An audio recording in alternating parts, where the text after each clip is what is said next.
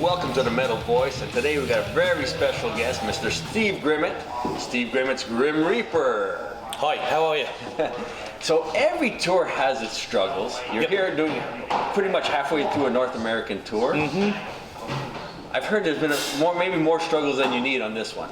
Yeah, besides the normal stuff, you know, where gear breaks and all that sort of thing, which you expect anyway, we had a break-in. Well, the van got broken into in San Antonio. They couldn't get into the trailer, but they got into the truck and stole my in-ear system, my wireless in-ear system, and my wireless mic system. But unlucky for them, they only got half of it, because the rest of it needs charging every night. So I'd got all that with me. So yeah, it was a pain in the ass, but we managed to get over it. And then for guitars and everything, that was all safe? They didn't get that was all in the truck, in the trailer behind, which they couldn't get into anyway. Oh, great. Yeah, so yeah, it was a pain, but there you go. So, like we said, it's a long tour. It's still halfway through. When was the last time you were in North America to do something like this? It was April time, but it wasn't as intense as this. I think it was about three and a half weeks last time. Okay. And obviously coming back this time was to support the new album. Yeah, Walking in the Shadows. It's a great album. Beautiful, beautiful setup here. So let's talk about the album. I mean, was all these fresh new songs? Was there anything left over? There are a few left over, and different versions of, one of which the Japanese have got. My son is actually singing on the lead track on the second verse for that one. They've taken that one on. Okay. And there's a couple of other ones that we felt that there was nothing wrong with the songs, but we felt that it was too long, so we've kept those back to use for whatever. Yeah, and we're listening to these albums. I mean, it sounds fresh, and it's the Grim Reaper that we know and love. Yeah, it was starting from day one when we thought about recording. It had to be the next album. It had to be the fourth album. So we had to go back 30 years and write that way. And whilst we were at it, I decided that we were going to record the old way. So no machine drums, no nothing.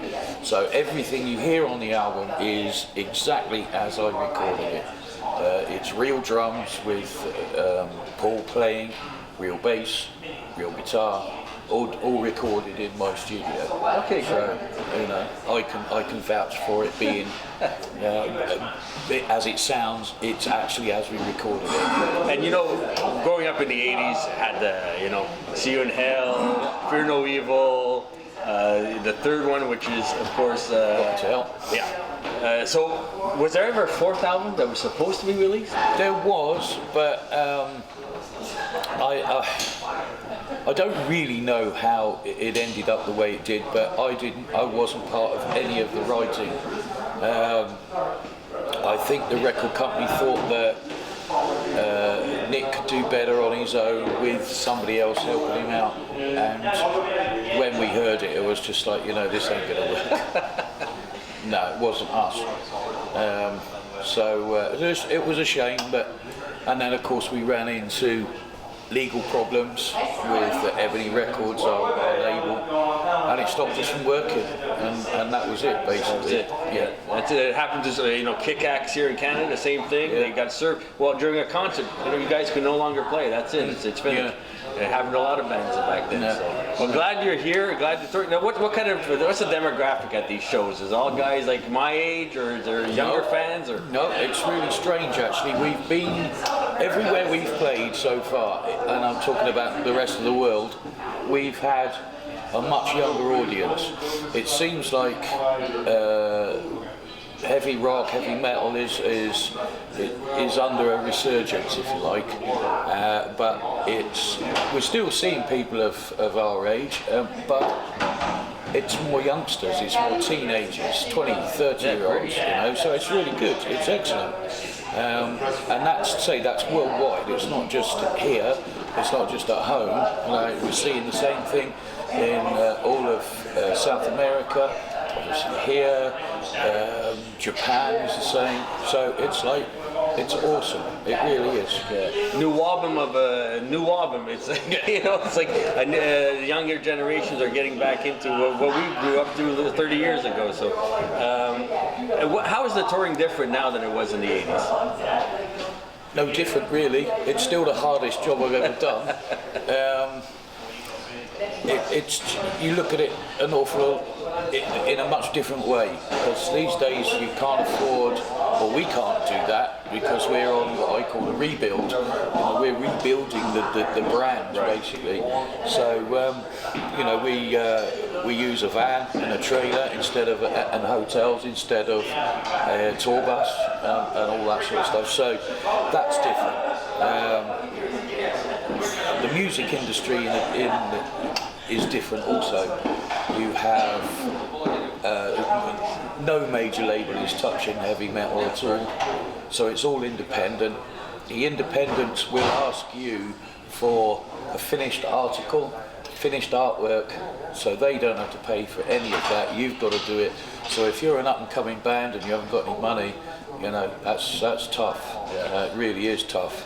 So, and we've done the same thing.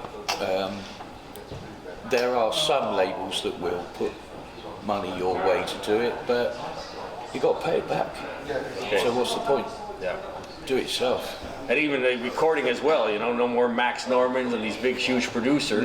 No. I did approach Max, but the money is just not in our budget anymore. No, exactly. So we can do it. I can do it.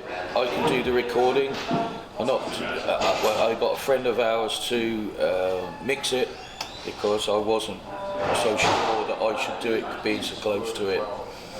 So I'm really happy with the results, and I think we've got everything.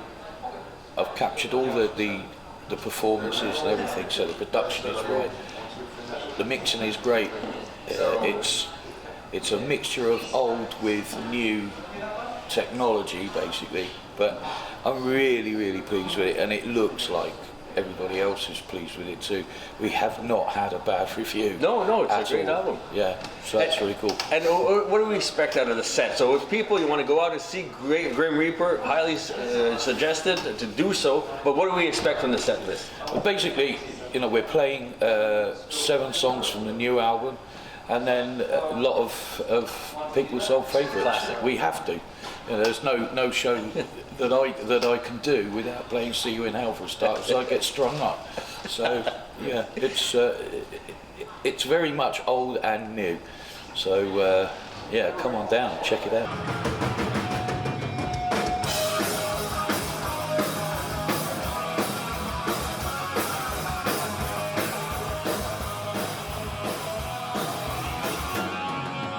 There was a question of unpaid royalties that are still sitting somewhere. Were you ever able to get access to that? I have struggled, I have to say, but they were English lawyers.